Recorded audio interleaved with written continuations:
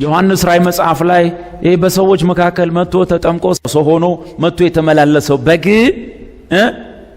የዓለምን የኃጢአት ስርየት የቤዛነት ሥራ ሰርቶ ከጨረሰ በኋላ ሁሉ ተፈጸመ ካለ በኋላ እግዚአብሔርም የኃጢአት ስርየት እንደተፈጸመ አውቆ እርሱን ከሙታን በማስነሳት መዳናችንን ካረጋገጠልን በኋላ እግዚአብሔር ኢየሱስን ከሙታን አስነሳው ማለት ምን እየነገረን ነው? ኮንፊርሜሽን ነው። ምን ለመሆናችን? ፍርድ፣ ገሃነም፣ እንጦሮጦስ እያልክ አታው ካፍ አይውጣ። ከሙታን አስነስቼዋለሁ ማለት ዲፊኒሽኑ ምንድነው? አቤት ከዚህ በኋላ ብፈልግብህም በደል ልቆጥርብህ አልችልም። ጸድቀሃል። ጽድቅ ተረጋግጧል። መጽሐፍ ምን ይላል? ስለ በደላችን የሞተውን ለምን ተነሳ ታዲያ? ሂዱ እኛን ለማጽደቅ ደግሞ ምን የሆነውን? አቤት ከሙታን የተነሳውን እኛን ለማዳን እኛን ለማጽደቅ ከሙታን የተነሳውን ለምናምን ሰው እምነታችን ጽድቅ ሆኖ ይቆጠርልን ዘንድ አለው። ኮንፊርሜሽን ነው፣ ማረጋገጫ ነው። ኢየሱስ ከሙታን ተነስቷል ማለት ኢዝ ኢኳል ቱ ምን ማለት ነው? ኢየሱስ ከሙታን ተነስቷል ማለት ኢዝ ኢኳል ቱ እኔ በእግዚአብሔር ፊት ምን ሆኛለሁ? ጸድቄያለሁ። ስንት ነጥብ? 4 ነጥብ ጸድቄያለሁ። በእኔ ላይ ምን የለም? ከዚህ በኋላ ፍርድ የለም፣ ኩነኔ የለም። ቢኮዝ ኢየሱስ ከሙታን ምን ብሏል? ተነስቷል። ኢየሱስ ዝም ብሎ መነሳት ስላለበት ብቻ አልተነሳም። መሞቱ ምክንያት እንዳለው ሁሉ መነሳቱ ምን አለው? ምክንያት አለ። ያለ ምክንያት በኢየሱስ ሰውነት የተፈጸመ ምንም ነገር የለም። ሁሉም ነገር ምክንያት አለው። ሲወለድ ምክንያት አለው፣ በጽድቅ ሲኖር ምክንያት አለው፣ ደሃ ሲሆን ምክንያት አለው፣ ሲርበው ምክንያት አለው፣ ሲሞት ምክንያት አለው፣ ሲነሳም ምን አለው? ምክንያት አለው። አሁን ራእይ 5 ላይ ራእይ 5ን አውጡና እሱን ነው ያላየ ነው። ራእይ 5 ላይ በጉ ሆኖ ታዩታላችሁ። ያ ከገነቱ ቦታ ጀምሮ እያጠናን የመጣ ነው በግ ራእይ 5 ላይ በምን አይነት ቦታ ላይ እንዳለ እዩት። በጉ ያ መጥምቁ ዮሐንስ ጋር ሊጠመቅ የመጣ በግ ያ በሕዝብ መካከል ተደባልቆ ከሌላው ነዋሪ ምንም የማትለየው ሰው እሱ ምዕራፍ 5 ላይ ታዩታላችሁ። ማግኒፋይድ ሆኖ ታዩታላችሁ። እዚህ ምድር ላይ ምንም ዮሐንስ እንደዛ ካወራለት በኋላ እንኳን ከሰው የቆጠረው የለም። በመገለጥ ብቻ የምታውቀው ስለሆነ ዮሐንስ ምን አለ? እኔ ራሴ አላቀውም ነበር፣ ዛሬ ግን እርግብ እንደርሱ በእርሱ ላይ መንፈስ እንደ እርግብ ሲወርድ ስላየሁኝ ማን ነው ስል እሱ ነው ተባልኩኝ እንጂ እኔም አላቀውም ነበር። ተመሳስሎ ቆሟል። ከእድሜ ኩያዎቹ ጋር ከሚበልጡት በእድሜ በስጋ እድሜ ከሚበልጡት ጋር ሁሉ ተደባልቆ ቆሟል። ዮሐንስ እኔም ራሴ አላቀውም ነበር፣ ዛሬ ነው ያየሁታል። ዮሐንስ እንዲህ ብሎ በአደባባይ እንኳን አውርቶለት በማግስቱ ኢየሱስ በዚያው አካባቢ ሲያልፍ ምን መሆን ነበረበት? ያን ቀን ኢየሱስ ተጠምቆ ከወጣ በኋላ ራሱ እዛ አካባቢ የነበረ ሰው ምን መሆን ነበረበት? አቤት ጮሆ ነው የተናገረው። የዓለምን ኃጢአት የሚያስወግድ የእግዚአብሔር በግ ብሎ ነው የጮሆ። በዛ ሁሉ ተጠማቂ መሃል እንዲህ ብሎ ካጠመቀው በኋላ ኢየሱስ ከውሃ ሲወጣ ምን መፈጠር ነበረበት? ያ ሁሉ ሕዝብ እሱን ከቦ መዋል የለበትም? ተከትሎት መሄድ አልነበረበትም? እንዲህ ያወራ አንድም ሰው አልተከተለው። ከውሃ ተጠምቆ ወጣ፣ ወደ ቤቱ ሄደ። ወይኔ ክርስቶስን መከተል ምርጫ ይጠይቃል፣ መመረጥ ይጠይቃል። መምረጥ አትችልም። 12 ሐዋርያት ተከተለኝ ብሎ ጠራቸውና መኩራራት ሲጀምሩ እናንተ 12ታችሁ እኔ መረጥኳችሁ አይደላችሁ? እናንተ የመረጣችሁኝ አይደላችሁ? እኔ መረጥኳችሁ። አንድ ሰው መጣና ደግሞ ጌታ ተከተለኝ ያላለው ማለት ነው። ጌታ ሆይ ወደምትሄድበት ሁሉ ልከተል እወዳለሁ አለው። ኢየሱስ ምን አለው? ተመለስ አለው። ባጭ ሚገርም እኮ ጌታ ሆይ ወደምትሄድበት ሁሉ ልከተል እፈልጋለሁ። ኢየሱስ ምን አለው? ተመለስ። ቀበሮች ጉድጓድ ያላቸው፣ ወፎች መሳፈሪያ ያላቸው፣ እኔ አንተ እንደምታስበው አይነት ሰው አይደለሁም፣ አላዋጣህም፣ ተመለስ አሉ። አንተ በምታስበው ካልኩሌሽን አትከተልኝም፣ ተመለስ። ሰውየው ብዙ ነገር አስልቶ ነው ልከተል ያለው። ተመለስ አሉ። ጴጥሮስ ደግሞ ውረድ ከታንኳዬ ጌታ ሆይ እኔ አልፈልግም፣ ከዛሬ ጀምሮ ታንኳዬ ላይ እንዳትመጣ፣ በሰላም ልኑርበት አለው። ተከተለኝ አለው ኢየሱስ። አጭበርባሪ ሰው ቁጭ ብሎ ደረሰኝ ገልብጦ እየጻፈ ሌዊ የሚባል ሰውዬ 5 ብር ወደ ኪስ 5 ብር ለመንግስት እያስገበረ ኢየሱስ አየውና ወደደው። ተከተለኝ አለው። ተከተለኝ አለው። ሳውል ኢየሱስን የመከተል ፕሮግራም የለውም። ኢየሱስን ሲያሳድድ የኢየሱስ ተከታይ ሆኖ ቀረ። ከምርጫ የሆነ የእግዚአብሔር ሐሳብ ይጸና ዘንድ አየ ርርበል ጠላቴ እዚህ ጋር ሰው የፈለገ ይበል፣ ሰው የፈለገ ይበልሽ። ምን እሱን አላቀውምና ነው፣ እሷን አላቃትምና ነው። ርርበል መርጦናል፣ ተመርጠናል። ከምርጫ የሆነ የእግዚአብሔር ሐሳብ ይጸና ዘንድ አየ እንዲህ ሲሆን የምታጨበጭበው ለእግዚአብሔር ይሆናል። ያለ በለዚያ ለራሳ ጨብጫቢ እኔ ማለት በዚህ ወጥቼ በዚህ ገብቼ ለራሳ ጨብጫቢ ትሆናል። መጽሐፍ ምን ይላል? እንግዲህ ምህረት ለወደደም ለሮጠም አይደለም ቀረ፣ ከሚምር ከእግዚአብሔር ነው እንጂ። ከቁጥር 1 ልጀምር። ያው ምዕራፍ 4 ላይ ዙፋን አየ ዮሐንስ። ዙፋኑን እንዲና እንዲህ ይመስላል ብለን መግለጥ አንችልም። ያው በቋንቋችን ለመግባባት ዙፋን ማለት መንግስት ያለው አንድ አካል ሲገዛ ማለት ነው። በዙፋኑ ላይም በተቀመጠው ወይም እግዚአብሔር አብ ማለት ነው። በእግዚአብሔር አብ በቀኝ እጁ ላይ በውስጥና በውጭ የተጻፈበት በሰባትም ማህተም ወይም ማሰሪያ የታሰረ መጽሐፍ አየው። ብርቱም መልአክ መጽሐፉን ይዘረጋ ዘንድ ማህተሞቹንም ይፈታ ዘንድ የሚገባው ማን ነው ብሎ በታላቅ ድምፅ ሲያውጅ አየው። በሰማይም ቢሆን በምድርም ላይ ቢሆን ከምድርም በታች ቢሆን መጽሐፉን ሊዘረጋ ወይም ሊመለከተው ማንም አልተቻለውም። ተፈለገ እስቲ አብርሃም ኧረ የለም፣ እስቲ ይስሐቅ የለም፣ እስቲ ነቢያት የለም፣ እስኪ ታዋቂ የሆናችሁ በየሃይማኖቱ ቤት የምትከበሩ የሃይማኖት መስራቾች ኧረ የለም፣ እስቲ ከምድር በታች በሲኦል ጥልቅ ውስጥ ያሉ ኧረ የለም፣ እስቲ ከሰማያት በላይ እልፍ አላፋት መላእክትና አለቆች የለም፣ ማንም አልተገኘም። ከሽማግሌው እሺ ቁጥር 4 መጽሐፉን ሊዘረጋው ሊመለከተው የሚገባ ማንም ስላልተገኘ እጅግ አለቀስኩ። ከሽማግሌዎቹም አንዱ አታልቅስ፣ ደስ አይልም። ሰማይ ቤት ምን ክልክል ነው? ለቅሶ። ዮሐንስ እኮ ምዕራፍ 4 ላይ ና ወደ ላይ ውጣ ተብሎ ሰማይ ሄዷል። ኧረ እዛ አይለቀስም። አታልቅስ ተባለ። ለቅሶ እዛ ምንድን ነው? ክልክል ነው። ሰማይ ቸርቹ ሲወርድም እንዲሁ ነው። አታልቅስ፣ እነሆ ከይሁዳ ነገድ የሆነው አንበሳ እርሱም የዳዊት ስር ዛት ሚንስ የዳዊት ልጅ እያሉት ዳዊትን ታላቅ አረጉት።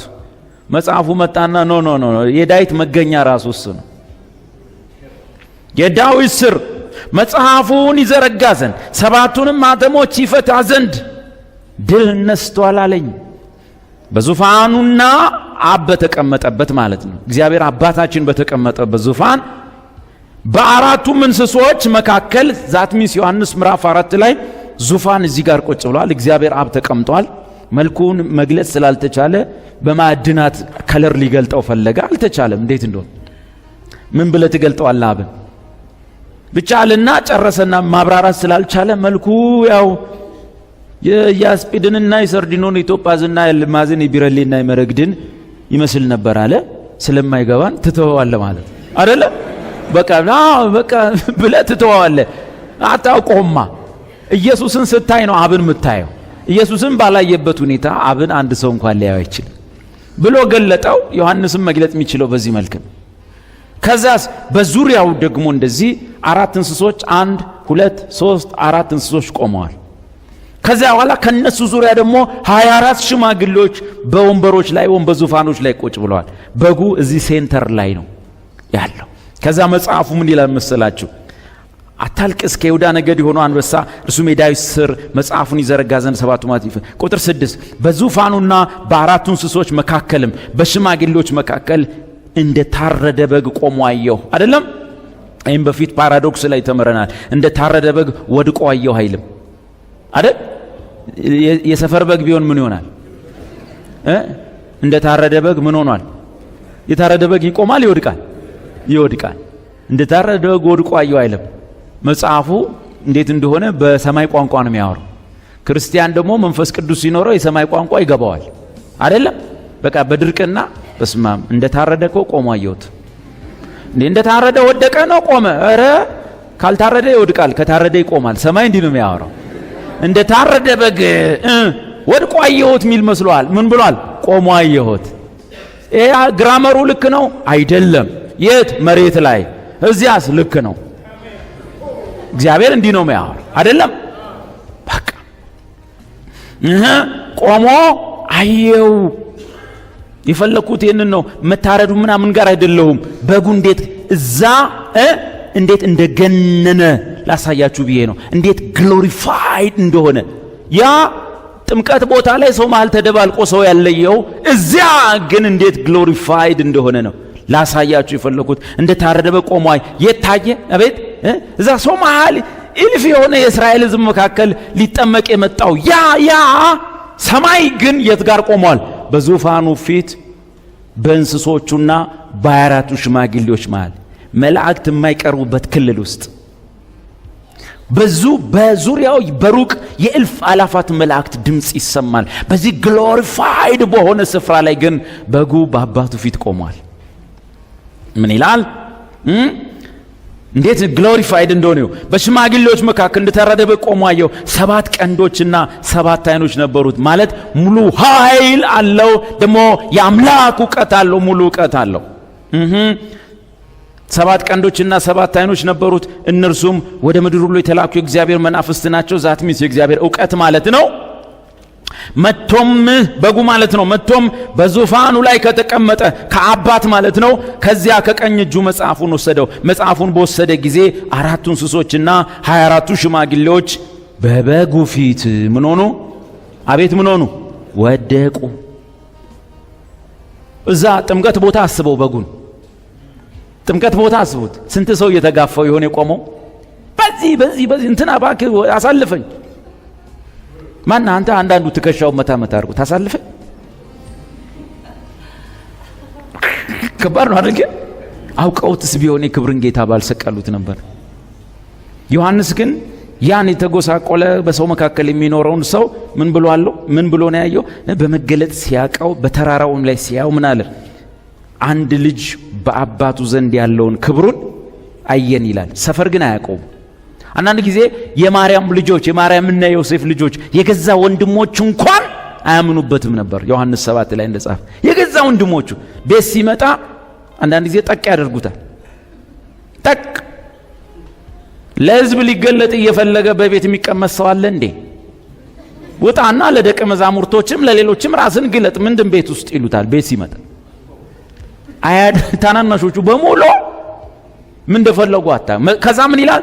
የገዛ ወንድሞቹም እንኳን አላመኑበትም ነበር። ወንድሜ የምርጫ ጉዳይ እኮ አብረኸው ውለህ ብታድር ብተኛ አታውቀው። ምርጫ አሁን ሰማይ እንዲህ ግሎሪፋይ ያረጋውን ኢየሱስን የገዛ ወንድሞቹ ምን ቤት ውስጥ ምን እንደሚሉት አስብ። የጥምቀት ቀን ሰው እየተጋፋው እንዴት እንደኖሩ አስብ። በሰፈር ውስጥ ያሉ ሰዎች እንዴት እንደኖሩ ከሱ ጋር አስብ። ኢየሱስ ሚስማር እዚህ ጋር ይዞ መዶሻ እያወጣ ሲመታ ይታይ። ይሄ ሰማያትን አጋጥሞ ያዘ ነው ብትል ማን ያምናል? መጽሐፍ ስለ እርሱ ሲያወራ ሁሉ ነገር በእርሱ ተጋጥሞ ተይዟል። ሰፈር ውስጥ ያሉ ሰዎች ግን ምን ብለው እንደሚቆጥሩ ማሰብ ትችላለህ። ሰማይ ቤት ግን ኢየሱስን እንዴት ያየዋል? ሰማይ ሲያው በአባቱ ፊት ቆሟል። ብቻውን አንድስ እንኳ በሰማይ አልተገኘም፣ አንድስ እንኳ በምድር አልተገኘም፣ ብቻውን ቆሟል። ልክ አባቱ መጽሐፉን ሲወስድ እንስሶቹና በዙሪያው ያሉ ሽማግሌዎች በፊቱ ወደቁ። ይገባዋል፣ ወደቁ። ቀጥለው ምን እንዳሉ ታውቃላችሁ? መጽሐፉን በወሰደ ጊዜ አራቱ እንስሶችና 24 ሽማግሌዎች በበጉ ፊት ወደቁ። እያንዳንዳቸው በገናንና የቅዱሳን ጸሎት የሆነ ዕጣን የሞላበትን የወርቅ ዕቃ ያዙ። መጽሐፉን ተወስድ ዘንድ ለበጉ እኮ ነው። ሰማይ ቤት ስንሄድ ይህም መዝሙር ነው የምንዘምረው። መጽሐፉን ተወስድ ዘንድ ማኅተሞቹንም ትፈታ ዘንድ ይገባሃል አሉት። በጉን ታርደሃልና በደምህም ለእግዚአብሔር ከነገድ ሁሉ ከቋንቋም ሁሉ ከወገንም ሁሉ ከሕዝብም ሁሉ ሰዎችን ዋጅተ ለአምላካችን መንግሥትና ካህናት የሆኑ ዘንድ አደረግካቸው፣ በምድርም ላይ ይነግሣሉ እያሉ አዲስ ቅኔ ይዘምራሉ። አየሁም በዙፋኑም በእንስሶቹም በሽማግሌዎቹም ዙሪያ የብዙ መላእክትን ድምፅ ሰማው። ቁጥራቸውም አላፋት ጊዜ አእላፋትና ሺህ ጊዜ ሺህ ነበር። በታላቅ ድምፅም የታረደው በግ መስቀል ስር ሰው ምን እንደሚለው አስብ። ሰማይ ደግሞ በጉን ምን እንደሚለው አስብ። መስቀል ስል እስቲ አንተ እግዚአብሔር ይወድ እንደሆነ ራስን አድን። የቄሶቹን ክፋት ሰው በ70 በ80 ዓመት ሽምግልናውም ብርሃንን ሲጠላየው፣ ብርሃን ተሰቅሏል መስቀል ላይ። የሃይማኖት መሪው ከስር ሆኖ ያላግጣሉ ከነቆባቸው። ከምን ነው እስቲ እንድናምንብህ ውረዳ፣ የእግዚአብሔር ልጅ ነኝ ብለዋል። እስቲ ከወደደ ያድነው። እዛ ወታደሮቹ ከስር እስቲ እባክህ አንተ ምርጥ ልብስ ነው ልብሱ፣ እጣ ቁማር እንከፋፈል። አይ ወጥ ልብስ ነው በቃ እጣ እንጣጣል። ላይ ምን እየተፈጸመ እንደሆነ አያውቁ። ይሄን የተዋረደ በግ ሰማይ ደግሞ በሌላ ዝማሬ ነው የሚቀበለው። ሌላ እና የታረደው በግ ኃይልና ባለጠግነት ጥበብም ብርታትም ክብርም ምስጋናም በረከትም ሊቀበል ይገባዋል አሉ በሰማይና በምድርም። ኦኬ ይሄ መልእክትና የዝማሬ የሃይማኖቱን ዓለም ባይገባውስ፣ ይሄን ፈላስፋ ዓለም አንድ መጽሐፍ አንቦ የሚራቀቀውን ዓለም ባይረዳውስ፣ ይሄን ነገር የኢየሱስን የበጉን ክብርና የማዳኑን አቅም ሰው ባይረዳውስ፣ መጽሐፉ ምን ይላል መሰላችሁ? ቀጥሎ ምን እንደታቀላችሁ ቁጥር 13 በሰማይና በምድርም ከምድርም በታች በባህርም ላይ ያለ ፍጥረት ሁሉ አሳ ነባሪ፣ ሻርኩ፣ ኤሊው፣ ከምድር በታች ያለው ትላትሉ፣ በሰማይም ያሉ ፍጡራን አለቆች፣ ስልጣናት፣ ኃይላት፣ የሱ ፍጡራን የሆኑ ሕይወት ያለባቸው ተንቀሳቃሾች ሁሉ በረከትና ክብር ምስጋናም ኃይልም ከዘላለም እስከ ዘላለም በዙፋኑ ላይ ለተቀመጠው ነጠላ ሰረዝ ለበጉም ይሁን ሲሉ ሰማው። አይመን ሰው ዓለም አይስማ። ኢየሱስን ነቢይ ነው ይበለው፣ ኢየሱስን ተራ ሰው ነው ይበለው፣ ኢየሱስ የሆነ ማት ዲፊኒሽን አለው። ችግር የለውም። በሰማይ ያሉ በምድርም ያሉ ከምድርም በታች ያሉ በባህር ውስጥም ያሉ ፍጥረታት ሁሉ በጉ እንደዚህና እንደዛ ይሁን ሲሉ ምን አልኩ? ሰማው።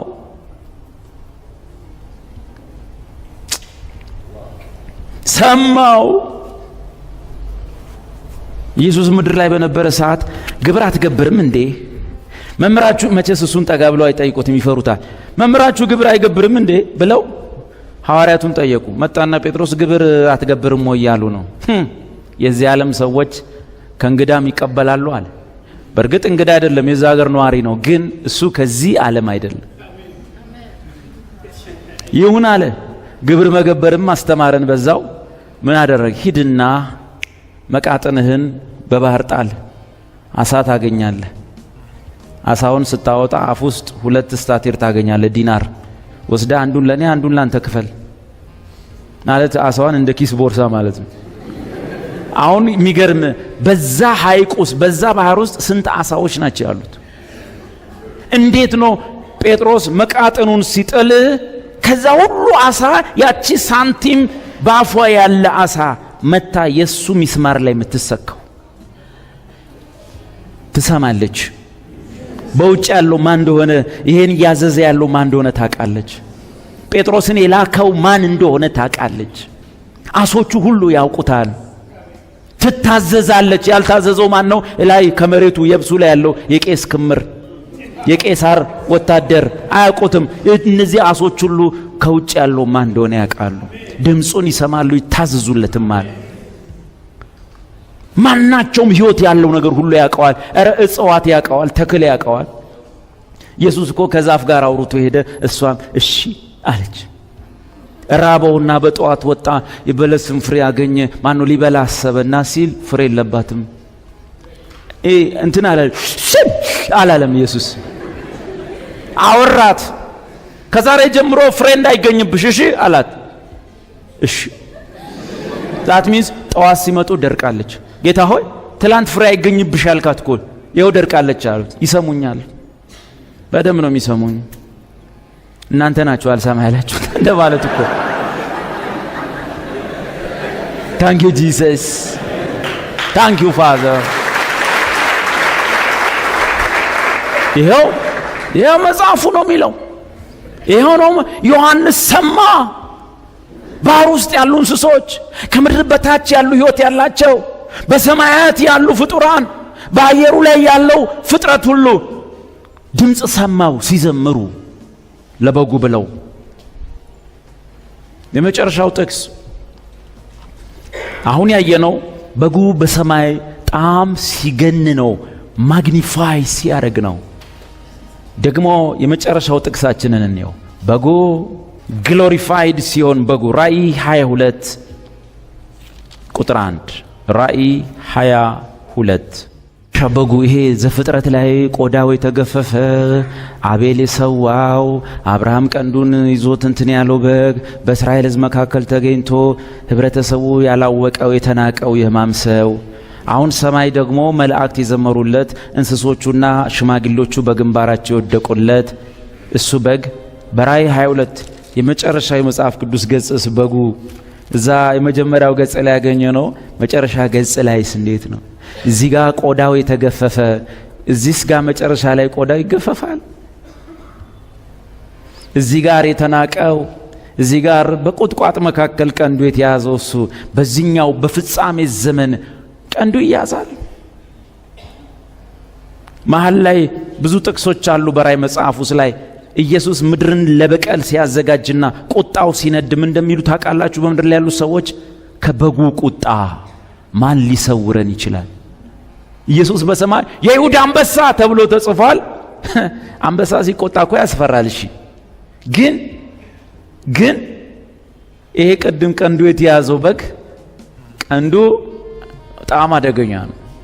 አምላካዊ ስልጣን ነው። አምላካዊ የፍርድ ስልጣን ነው። የማጠፋት የመደምሰስ ጠላቶቹን ሁሉ የመበቀል ልብሱ ላይ ደም ተረሽቶ ነበር ይላል መጽሐፍ። ደም ተረሽቶ ነበር። የእግዚአብሔርን የበቀል ቁጣ ወይን ጠጅ መጥመቂያ የሚረግጠው ይሄ እሱ ነው። እና ሰዎች ሁሉ በምድር ላይ ምን አሉ? ተራሮች ሁሉ ላያችን ላይ ውደቁ። ኤሽያ ያለው ሂማሊያ ተራራ ላይ ውደቅ። ኢትዮጵያ ያለው ራስ ዳሸን በሞቴ፣ ጅማ ያለው አባጅፋር ተራራ ምን ነው ይሄ ሁሉ ተራራ ላይ ውደቅ የሚያስብል ምን አትመጣ ሲባል የአንበሳው ቁጣ አይልም፣ ከበጉ ቁጣ ማን ሊሰውረን ይችላል አሉ። የሚገርም በግ ነው አይደል? የሚገርም በግ ነው። ተራራ ላይ ውደቅ እስክትል ጸሎት የሚያጸልይ በግ ነው። ልቆጣ ካለ ላድን ሲል ደግሞ መስቀል ላይ ኃይሉ እንደገል ይደርቃል። ለክ አሁን ራእይ 22 ላይ መጨረሻ በጉ ይወላችሁ ግሎሪፋይድ ሆነ። መቼ? በሚመጣው ደግሞ ዘላለም ዓለም ውስጥ በጉን እናነበው። በአደባባይ መካከል ምዕራፍ 21 ቁጥር 1 አዲስ ሰማይና አዲስ ምድርን አየው፣ ፊተኛው ሰማይና ፊተኛው ምድር አልፈዋል ይላል አይደል? ምዕራፍ 22 ቁጥር 1 በአደባባዩም መካከል ከእግዚአብሔርና ከአብ ማለት ነው ከበጉ ዙፋን የሚወጣውን እንደ ብርሌ የሚያንጸባርቀውን የሕይወትን ውሃ ወንዝ አሳየኝ። በወንዙም ወዲያና ወዲህ በየወሩ እያፈራ 12 ፍሬ የሚሰጥ የሕይወት ዛፍ ነበረ። የዛፉም ቅጠሎች ለሕዝብ መፈወሻ ነበሩ። ከእንግዲህም ወዲህ መርገም ከቶ አይሆንም። የእግዚአብሔርና የበጉም ዙፋኖች ነው። ዙፋን አቤት! እግዚአብሔር 3 አካላት ስንት አምላክ ነው? አንድ አምላክ አንድ ዙፋን። እሺ እንግዲህ ወዲህ መርገም ከቶ አይሆንም። የእግዚአብሔርና የበጉም ዙፋን በእርሷ ውስጥ ይሆናል። ባሪያዎቹም ያመልኩታል፣ ፊቱንም ያያሉ፣ ስሙም በግንባሮቻቸው ይሆናል። የሱ ንብረት ይሆናሉ ማለት ነው። ከእንግዲህ ወዲህ ሌሊት አይሆንም፣ ጌታ አምላክም በእነርሱ ላይ ያበራላቸዋልና የመብራት ብርሃንና የፀሐይ ብርሃን አያስፈልጋቸውም። ለዘላለም እስከ ዘላለም ይነግሳሉ። እርሱም እነዚህ ቃሎች ከላይ ተጻፉት የታመኑና እውነተኛዎች ናቸው። የነቢያትን መናፍስ ጌታ አምላክ በቶሎ ሊሆን የሚገባውን ነገር ለባሮቹ እንዲያሳይ መልአኩን ሰደደ። እነሆ በቶሎ እመጣለሁ፣ የዚህን መጽሐፍ ትንቢት ቃል የሚጠብቅ ብፁዕ ነው አለኝ። አሜን። በጉ በፍጻሜ ምን ሆነ ማለት ነው? ከአባቱ ጋር በዙፋን ባሪያዎቹ ሁሉ ምን እናድርገዋለን? እናመልከዋለን። ከእርሱም ጋር ለዘላለም እስከ ዘላለም ምን ሆናለን? ነግሳለን። የእግዚአብሔር በግ ታሪክ ከረጅም ባጭሩ ይሄ ነው።